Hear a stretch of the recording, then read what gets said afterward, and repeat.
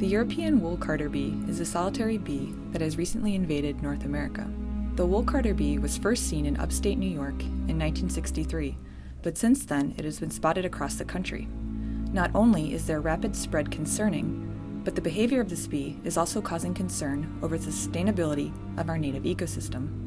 Male wool carder bees defended flower patches for the opportunity to mate with females visiting the flowers to collect nectar and pollen.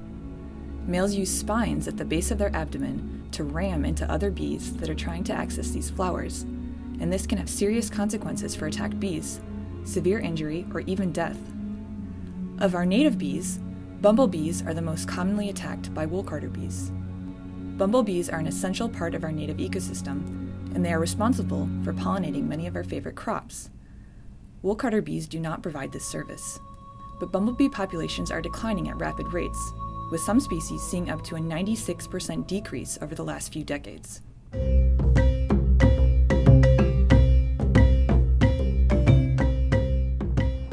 Hi, my name is Kesley Graham, and I'm a PhD student at Tufts University. With my research, I'm exploring the impact of the wool carder bee on bumblebees. No one has looked at the impact of this invasive bee in North America yet, so that's what I'm setting out to do. I'll be using screened enclosures to manipulate the encounter rate between bumblebees and wool carder bees. Enclosures will be filled with flowering plants, and bumblebee hives will be installed behind the enclosure, with tubes allowing access to the enclosure and the flowers that are in there. So I'll have 6 enclosures with wool carder bees added, and 6 with no wool carder bees to serve as controls. Over 8 weeks, we will determine the effects wool carder bees are having on bumblebees by measuring the growth of the hive and counting the number of future queens that the hive produces at the end of the season. Our predictions would be that hives that are foraging near wool carder bees would produce fewer and smaller workers over the season. They would also produce fewer future queens.